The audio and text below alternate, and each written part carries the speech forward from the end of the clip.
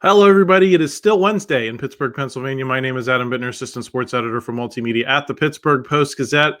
Back after doing the North Shore Drive for Christopher Carter earlier, talking Steelers-Ravens in the playoffs.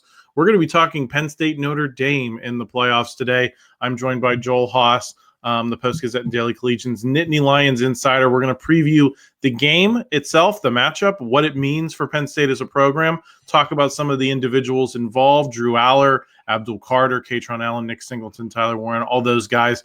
Before we do, just want to thank our sponsor for this episode of the podcast. It's Voodoo Brewing Company, State College. Enjoy world-renowned craft beer, delicious cocktails, and our almost famous lobster rolls at Voodoo Brewing Company, State College Pub, located right off College Avenue and Route 322 at 201 Elmwood Street. State College VBC has something exciting going on every day of the week. Join us on Mondays for weekly free play cornhole tournaments or test your knowledge with pub trivia every Tuesday at 6. Wednesday is our game night featuring board games, card games, and adult games. Every Thursday, your boy Dots hosts bingo, but this is not your Nana's bingo. Saturday, we have your Nittany Lions and college football on all day. We finish off Sundays with our weekly brunch paired with Steelers, Eagles, and Red Zone coverage. Can't wait to see you at the VBC State College Pub. Okay, Joel, let's get into it. What is at stake for James Franklin in this game now that it is upon us? You're in sunny Miami. I think you're outside and enjoying the palm trees. I'm looking out my window at some snow, but so the game's here. It's upon us. We're no longer kind of basking in that glow after the Fiesta Bowl, after the SMU win. So what's at stake for James Franklin? Narrow underdog, but he's got 2 playoff wins and a lot of good vibes in his pocket. If Penn State loses this game, are we going to be having the same big game James conversation that we've been having for much of the last 3 years? Or do you think he's bought enough goodwill that he's playing with house money to a degree in this game?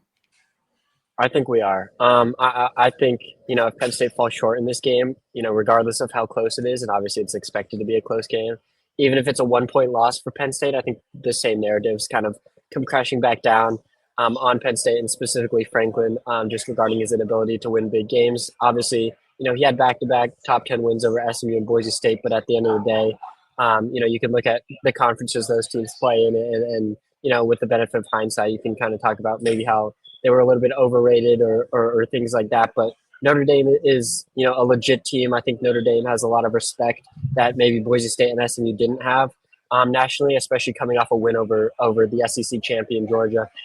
This is the game that, if you're Penn State, if you win this game, this is where you really earn that respect on a national level. But obviously on the flip side, if you come up short in this game, I think the same narratives come crashing back down, and you could argue it's kind of paradoxical that when Penn State wins a game, it wasn't a big game, but as soon as they lose, it is a big game, and I think that the same could be said about the SMU and Boise State games that maybe seemed like big games going into them, and then in hindsight, people aren't really reading too much into it or aren't making it out to be that big of a win, but regardless, I just think.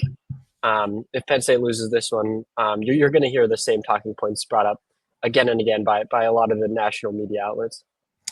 I think it's just a matter of people are not going to take Penn State credibly as a national championship threat until they beat a team that is in theory better than them, a team that is favored over them in a game, until they pull some of these upsets. Until you do that, you're relying on the theory that you're going to be favored in every game you play on a schedule, which means you got to be the best team in the country. And we know how hard that's going to be for a program like Penn State, as blessed as it is with many resources. And I think that's kind of the thing people want to, I think it's less about the big games, because I think James Franklin has won big games at Penn State.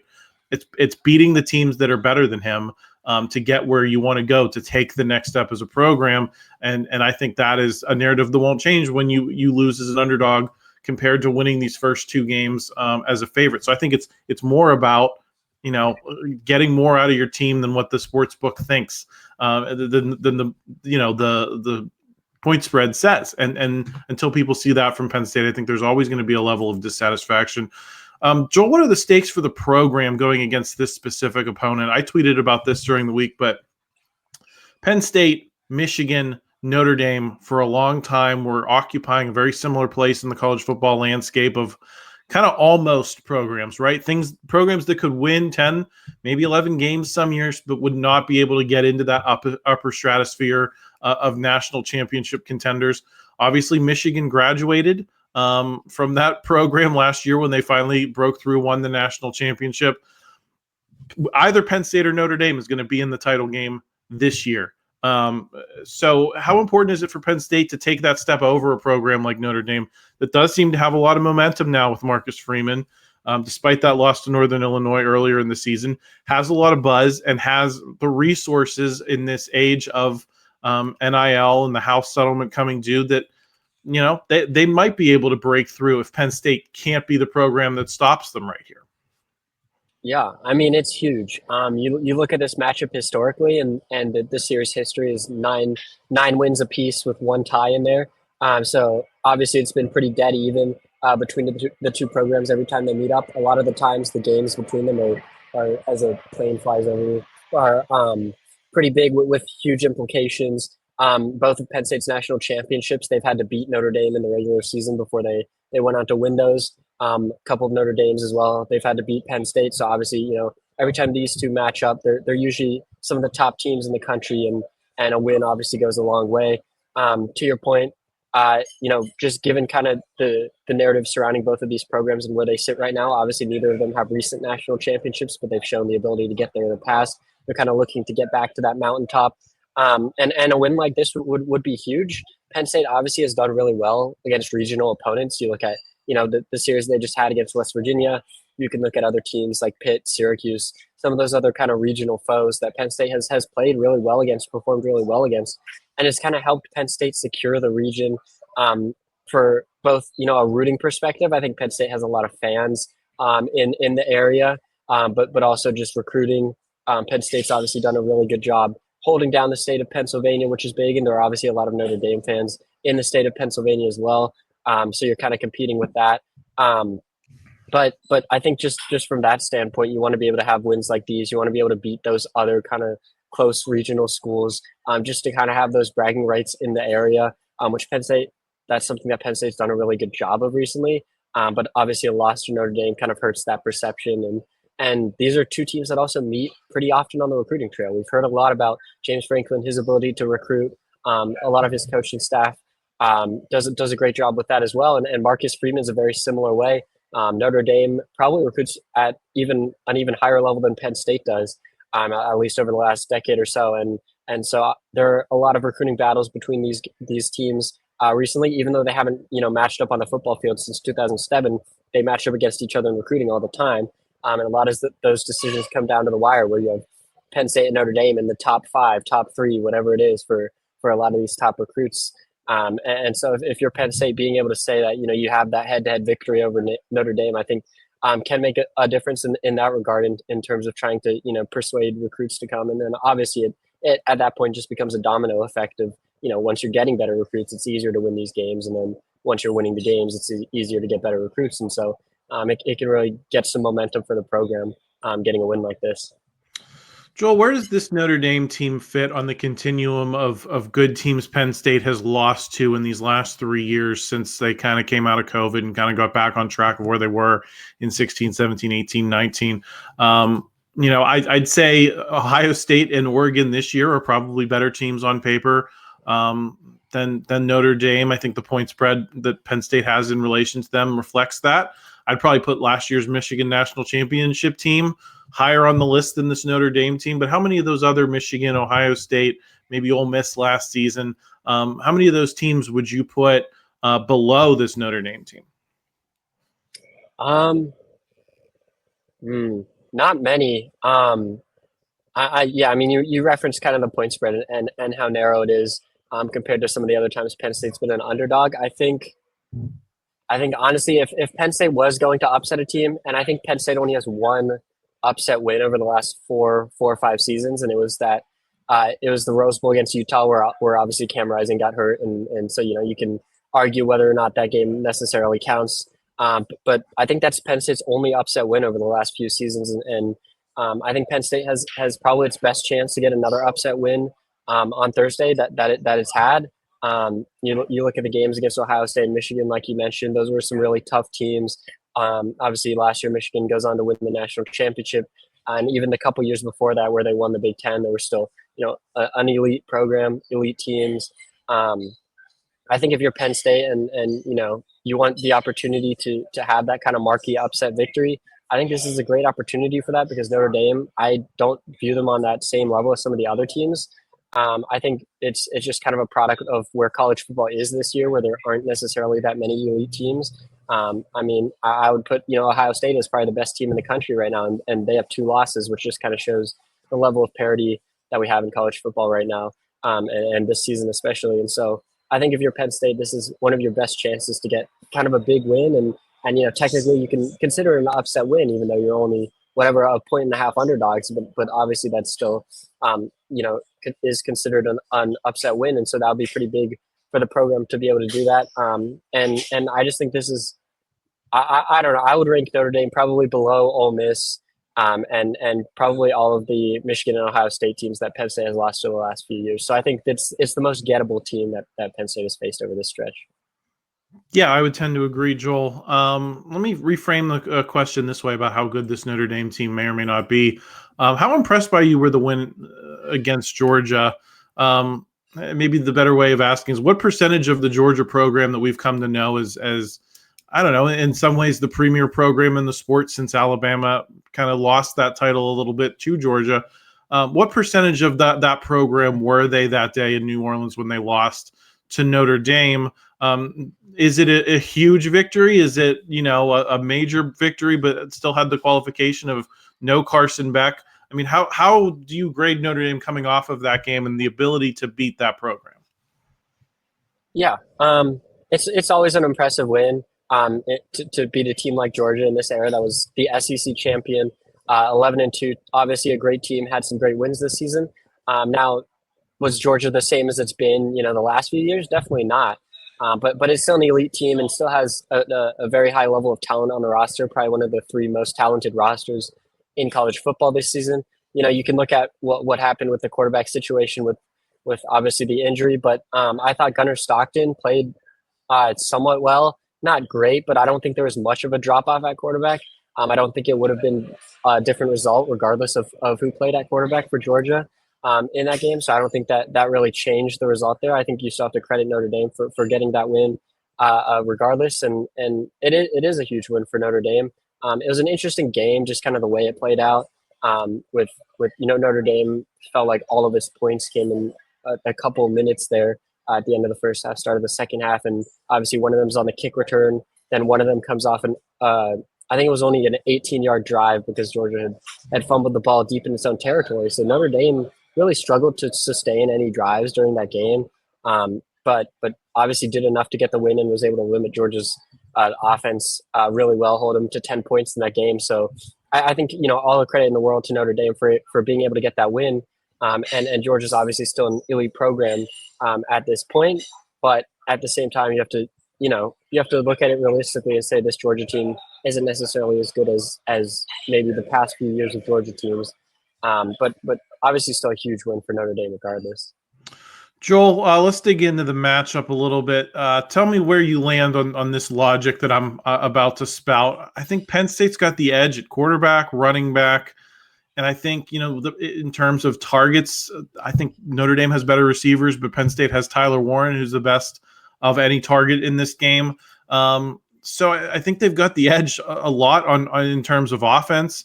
I just wonder, is Notre Dame's defense better than Penn State's? And B, is there any concern you have about Penn State's running game going up against Jeremiyah Love, Riley Leonard, and their ability to run the ball? I think, you and I have talked on the podcast about how statistically Penn State's pretty good against the run when you factor in everyone they've played. You look at Boise State last week and say, they did a pretty good job of containing Ashton Genty. But at the same time, they've shown, periodic vulnerabilities. I always come back to that game at USC against Woody Marks, Oregon in Indianapolis. I think they struggled at times situationally against Minnesota. On the whole, I think they did a pretty good job of containing, but Minnesota was able to sustain some drives against them. And then even Ohio State, I don't think people remember Ohio State running the ball quite as well as they did in that game, because Ohio State only scores 20 points in the win. It wasn't like a high-scoring type of situation where Penn State was just getting gashed, but Ohio State was able to keep the ball away from Penn State for quite a bit of time by sustaining drives, and that hurt Penn State's ability offensively to get going. Is that your big fear in this game, that Penn State could find its way into a similar situation where maybe the offense starts slow as it has in these, or at least in the SMU game and some of these big games this season? And if it does, then Notre Dame's success can begin to snowball to some extent. Yeah, I think that could definitely be the case. You referenced, Ashton Jeanty and what Penn State was able to do against him. And obviously the Heisman runner-up and the best running back in the country, limiting him to whatever it was, 3.5 yards on the ground. And it's not like he had a bad game. Like, maybe if you just look at the stat sheet, it might, indicate that he didn't play well. But if you were actually watching the game, he was breaking tackles left and right. And it felt like he had to, get past 3 defenders just to make it back to the line of scrimmage on every play.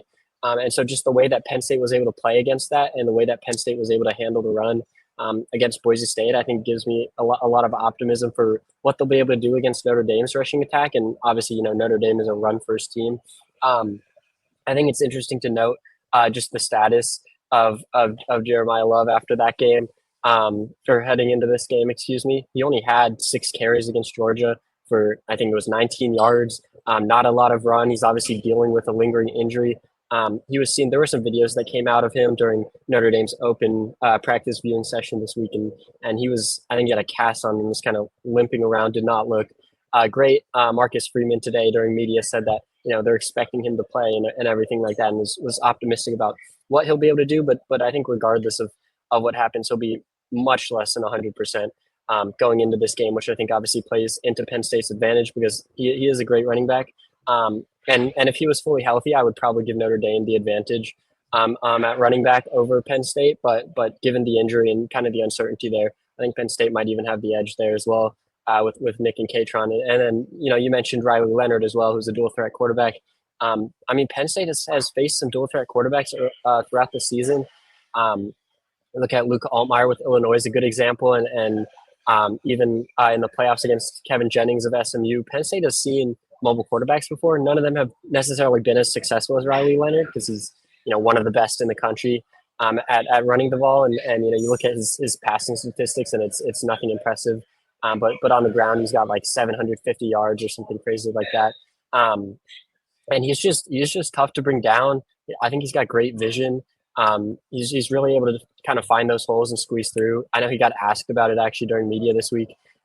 Leonard did, and he just kind of said he's not sure how people aren't able to tackle him. He just kind of runs and somehow people, slip off of him and things like that, which was, I thought, an interesting response. But I think, that's obviously scary if you're Penn State to be dealing with a mobile quarterback, but I also think Penn State's done a really good job handling that.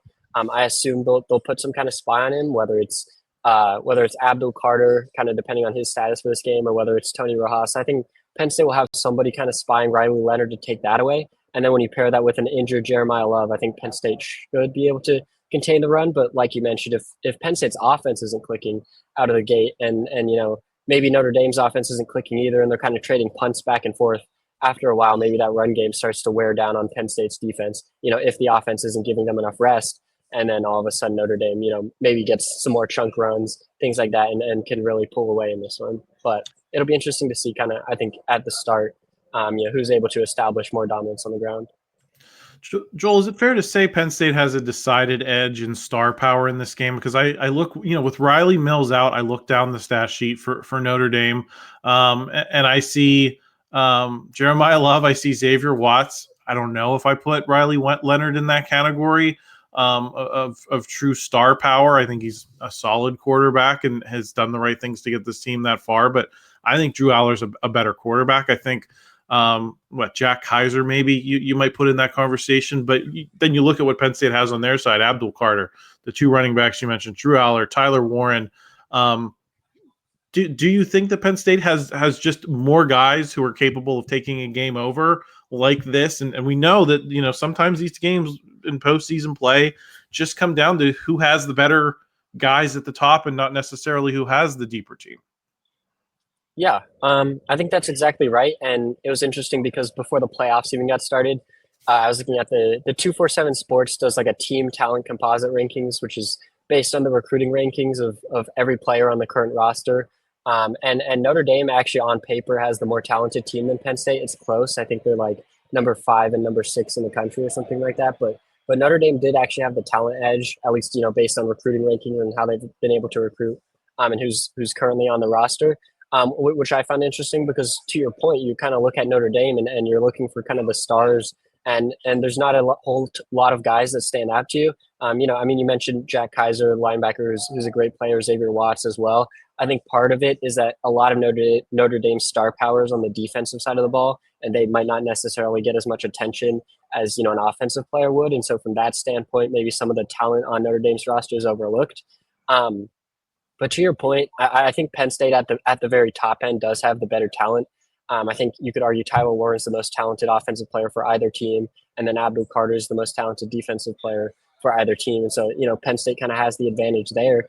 But obviously, Abdul's status is questionable, which might change things there. But regardless, I think at the top end, Penn State does have the best playmakers on the field. I think that I guess the tricky part is just trying to get them involved. If it's Tyler Warren trying to get him the ball, if it's Abdul trying to, scheme the game in a way that, he's involved in every play. But yeah, if you're Penn State, I think you definitely have to try and lean on that, you kind of have those guys that can be mismatches in this game. And I think you have to rely on them to kind of carry you in this one. You mentioned Abdul Carter's injury, missed most of the second half of the Fiesta Bowl with it. What's your best understanding of where things are with him on Wednesday before the game? Yeah, it's kind of tricky. It's been a little bit back and forth. Obviously, he missed whatever it was the last 3 quarters of that last game against Boise State. I forget if it was his left or right arm. One of the arms he just could not lift. He kind of left it down by his side the entire time, even during the post-game celebrations and things like that. And then he came out with his cryptic social media posts of Darth Vader in the healing tank. So obviously kind of implying that, he's getting ready for the game. And then on Instagram, he posts a picture of him. He was either in a pool or a hot tub, something like that, in Penn State's training facility, indicating that he's healing himself up, rehabbing. And then we got another video of Darth Vader kind of, I think, turning on the lightsaber or whatever it was on his social media account. So Abdul has obviously been kind of milking it, which has been pretty entertaining to see. Almost kind of reminds me of what we would see from some of the Penn State wrestlers. They're very good at kind of building up the drama with kind of these cryptic posts on social media. But I like that Abdul's kind of leaning into that Darth Vader villain role. I think it's fun. Regarding his actual status and whether or not he'll suit up for the game, James Franklin has actually been pretty open to it compared to what he's been like in the past with injured players. Usually he's very hesitant to comment, and if he does, it's not very clear what's happening, or potentially if a guy's out for the season, he might say that. But I thought Franklin was pretty open when discussing Abdul this week. He said he's doing everything that he possibly can to get ready. He's been putting himself in the best spot, and mentally he's been preparing like he's going to play, and things like that, which sounds like a good sign. But Penn State had an open practice viewing window, open to the media on, I think that was Monday, and Abdul Carter was not there for that. Which makes sense because you probably don't want anyone to get a good look at him, given what he's going through. You probably don't want people to really get a good feel for kind of where he is right now, what his status is and what he looks like with the injury. But on top of that, you probably don't want him going too hard right now. You probably want him just focused on kind of relaxing. But we did not see him at practice, which is not the greatest sign. And then James Franklin, even as recently as today, was asked about his status again and kind of reiterated that he's doing everything he can in terms of rest, recovery, to put himself in a position to play. But I think it's ultimately going to come down to a game time decision. I think at this point they're just trying to get him as healed as possible, and then when it's game day, they're going to have him run out there and see how he feels, and that'll be kind of the first time that he's really going through things at full speed and really testing things out, because they want to give him as long a time as possible to recover without really moving the arm too much. And things like that. So I think it really will come down to a game time decision. I think there's no doubt in my mind that, Abdul wants to be out there. He wants to be playing every snap if possible. But I think it could be a situation kind of similar to what we saw with Denai Dennis Sutton earlier in the season, where he goes out for the first drive and then comes out of the game after that and we don't see him again. I think we might end up getting something like that where, Abdul comes out to play, but either re-aggravates something or just realizes he's not able to go. Which would obviously be unfortunate. But I think the plan is for him to play unless they notice something on game day that, really severely limits him. Which quarterback has more to prove in this game, Joel? You referenced the Georgia game earlier in the podcast. Riley Leonard wasn't great. I think at different times this season, he's been rather unimpressive. But Drew Allar has had kind of James Franklin's big game label attached to him. Still doesn't, I think, have that signature win at Penn State. I'm gonna put my vote for. I think Drew Allar has more to prove because I think Drew Allar has higher aspirations as a football player than does Riley Leonard, and I think NFL scouts are going to be watching this game closely. Of is Drew Allar the guy who can go out and win a game like this? Because if you're going to invest draft capital, if he's going to move out of that 2, 3, 4th round range in terms of his draft stock, they want to see a guy who can win big games before they invest these enormously valuable assets in a guy like a Drew Allar. Is that fair to say that just in terms of career trajectory that Drew Allar has more on the line in this game? Yeah, I think it's kind of ironic because you look at what Leonard did in the last game against Georgia. He was around 50% completion and had under 100 yards against Georgia, but at the end of the day, he gets the win, and he's going to get credit for having a big win. I know he got some yardage on the ground, but I saw that it was Notre Dame had the fewest yards of any team that's won a college football playoff game. So obviously it was kind of the defense that carried the team to that win. Whereas, you look at Drew and you can point to some pretty big stat lines, like against Oregon this year, which obviously came in a loss, but he passed for over 300 yards and 3 touchdowns or whatever it was. And so I think, Drew's had some big performances in big games. He just hasn't necessarily translated them into wins. So yeah, I mean, a win in this game would obviously go a long way. I'm anticipating, a defense-heavy game, kind of a slugfest, low-scoring type of affair on Thursday, and so I'm not sure how much success Allar will be able to have going against a great Notre Dame defense. I'm anticipating a lot of pressure in his face and some very tight coverage on the back end. Notre Dame plays a lot of man, so it'll be difficult for Drew. He's going to probably have to throw up some of those kind of 50-50 shots and hope his guys come down with the ball. And at the end of the day, a lot of it's probably going to fall on how well the receivers play for him. But that's not what the scouts are going to care about. They're going to look at kind of how well he does, obviously, and if the receivers come down with it or not. So I think he can certainly do a lot for his draft stock with this game. Like you mentioned, a lot of people will be watching this game. A lot of eyes on him playing against a great defense to kind of see what he's able to do. I think if he's able to play similar to the way he played against Boise State, I thought he had a great game, and obviously some of those touchdown throws were great throws. There were also some drops in there that I don't necessarily put the blame on him for that. I think his stats maybe were a bit misleading. He probably played better than the stats would indicate. But if Drew is making some of those NFL throws that we saw against Boise State, I think it'll go a long way in changing the perception around him and his draft stock. Joel, some unconfirmed reports going around that both Nick Singleton and Kaytron Allen are expected back in 2025. When they've been asked about it, I believe they've kind of demurred and said they'll make those decisions after the season. What impact could a huge Orange Bowl have on that conventional wisdom that they might be coming back? I look at how things go for running backs in the NFL, especially guys who are not like Saquon Barkley level talents, and as good as Nick and Kaytron are, I don't think that they're a Saquon level talent. And very often, their careers are over after a first contract. So I think there's some, if they are planning to come back, I think that's probably a smart idea in this NIL and house settlement era where, they could come back, secure one more bag, and then get their rookie contract that'll cover them for 4 years if they get drafted in, somewhere in those mid rounds of the draft. Is that how you're kind of looking at it, unless they go out there and show out in such a way that they jump up draft boards and are suddenly, first round pick type of guys? Yeah. You're kind of stuck in a little bit of a catch-22 where obviously if they have a ton of success, it kind of pushes them maybe more to declaring for the draft. Whereas if they kind of have a bad performance, obviously that's, bad for Penn State, but you potentially get them both back next year. And regarding the reports, I don't think anyone knows anything yet. When Nick and Kaytron both say that, they haven't made a decision yet, I tend to believe them. I think the team is kind of fully focused on finishing out this season competing for a national championship right now, and those decisions will kind of be made, in the days afterward.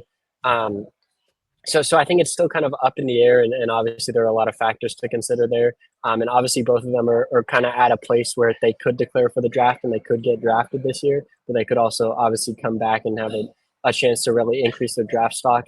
Because I don't think either of them are projected to really be first, second rounders at this point. I think they're kind of on that day 2, day 3 range as of now. Obviously some big performances against Notre Dame and potentially another big performance in the championship game could go a long way, and I think they've both been playing some of their best ball right now. Part of that has to do with both of them getting banged up throughout the season. We've heard from the running backs and from Franklin that they haven't always been fully healthy at times, especially throughout the middle of the season where there was kind of a little bit of a lull in production. I think they're both healthy right now, playing some of their best football. I think they're focused on what's happening right now, and that's kind of a decision that they'll make later. But I really wouldn't be surprised by any outcome here. I mean, if they both come back, if one of them comes back, or if both of them leave, I really wouldn't be surprised either way, because you can realistically justify either decision by both of them. So I really don't have a lean there in terms of what they'll do. I think it'll depend a lot on what happens next. But I think both options are on the table for both of them. Yeah, I mean, I still would be a little bit surprised just because the NFL is such a brutal place for running backs, and I think if you're forward thinking about where college sports is going, I think you want to make as much money in college as you can before you get to the NFL, because there is no promise that you're going to get a second contract. I mean, ask Najee Harris. The Steelers already appear to be done with him after 4 years. One of the best running backs, in college you and I have probably seen in our lifetimes. That's just the way it goes at the next level. So I think unless your stock's really high and you're signing for, gargantuan sums, I would be a little bit surprised if both of them left, given the opportunity and given Penn State's NIL infrastructure has to have been helped by, this playoff run, playing these important games, getting the alumni excited. So it'll be interesting to see that play out. Joel, I'll get you out of here on this Cotton Bowl. Let's just assume for the sake of this podcast that Penn State wins on Thursday. You're going to face the winner of Texas and Ohio State in the national championship game. Do you have a preference if you're Penn State for who comes out of that game? I think most people look at the way Ohio State's playing and saying you don't want to get in their way.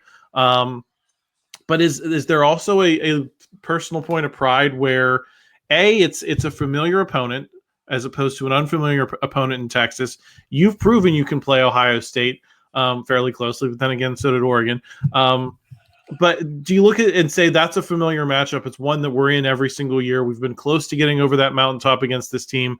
We'd rather have that matchup, even though Texas may not be as good of a team on paper. Or do you also look at, what it would mean for you to beat Ohio State on the biggest stage, to get that monkey off your back and say, you want the best team, you want to prove it and take it from them, and kind of maybe establish yourself suddenly as better than Ohio State in terms of the Big Ten, and kind of change the perception in a massive way, looking out not just for this year, but the next 5-10 years beyond it?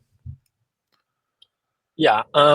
If I'm Penn State, I mean, maybe it makes me a coward, but I think I want Texas, and pretty easily as well. I just think the way Ohio State's playing right now, the talent that they have on the roster they've obviously had probably the best roster in college football all year long, but now they're really kind of playing like it, playing some of their best football down the stretch. It seems like they've figured a lot of things out on both sides of the ball, and have looked really unstoppable the last few weeks. If I'm Penn State, I want to avoid that at all costs. And I think part of it as well is just the mental aspect of Penn State going into that game, knowing your history against Ohio State. I think, even if it's just, even no matter how hard you try and kind of push it away and ignore it, there's, in the back of your mind, there's going to be looming the idea that, you just can't beat Ohio State at Penn State, I think. So I think, maybe a bit of a mental block aspect to it. But I will say one thing that's interesting this year is, and now that I've followed the team for a few years, when Penn State typically loses to Ohio State, it's very depressing. Like, we've seen Drew Allar go into the, post-game media and kind of break down in tears after a loss to Ohio State. And a lot of other guys as well have kind of shed tears after losing to the Buckeyes. But this year is a little bit of a different feel. I think guys knew that with the 12-team playoffs and with kind of the expectations surrounding the team, they were anticipating the opportunity to have a rematch, which I thought was really interesting and kind of different than years past. We heard a lot of guys after the loss this year saying that they want another shot. they were saying they wanted a rematch with Ohio State. They knew that it was possible that they would get that opportunity, and that's kind of what they've been working for this whole time. So I think that is a bit of a different mentality within the program, that they really do want to face Ohio State again. They really do want, a second shot at these guys, just given kind of how close the first game was, how it ended, and things like that. So maybe a lot of the guys in the locker room are looking forward to that opportunity. But me personally, I'm trying to stay clear of Ohio State if I can. Yeah, I'm still going to say Ohio State. Flags fly forever. If you beat Texas in a national championship game, it'll be the best thing that's happened to Penn State in 40 years, and I don't want to diminish that. But just from the broader struggle here in terms of the Big Ten and your ability to get back to this stage, I think relies on putting a program like Ohio State behind you in terms of perception. And, if Penn State's going to establish itself as the power that Ohio State has been in the Big Ten for the last 20 plus years, that's the team you need to beat, in my opinion. And I think this is a unique situation because you have mentioned that there's a bugaboo about Ohio State. And I think those familiar settings of whiteouts and going into Ohio Stadium and getting beat and always feeling like it's the looming thing on the schedule that's going to define your season, that's gotten in Penn State's way. I think this run here in December is different. You've proven you could hang with a program like Oregon that you've never seen, or at least haven't seen in dozens of years.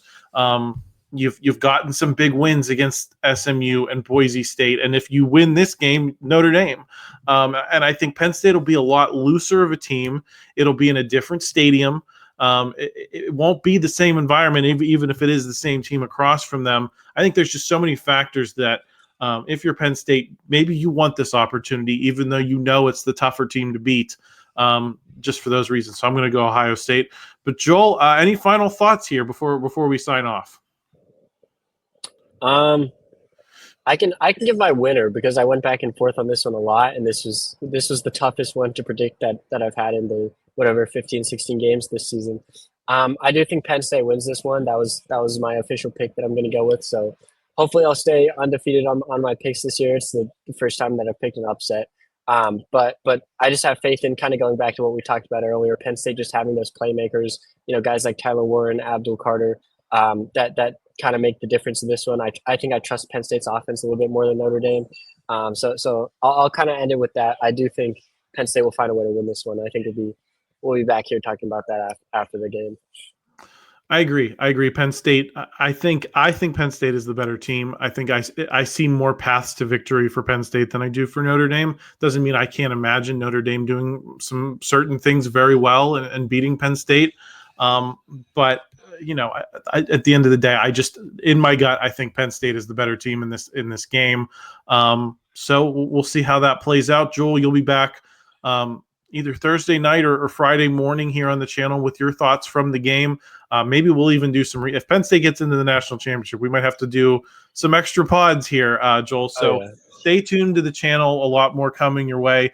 Please subscribe if you're new here. Follow us for all of our Penn State coverage. If you enjoy Steelers coverage, we have plenty of that. Steelers Ravens this week. So make sure you check that out. If you enjoyed this video, please smash that like button. Help us out in the YouTube algorithm. We always appreciate that. Otherwise, enjoy the game, everyone, and we'll talk to you again real soon.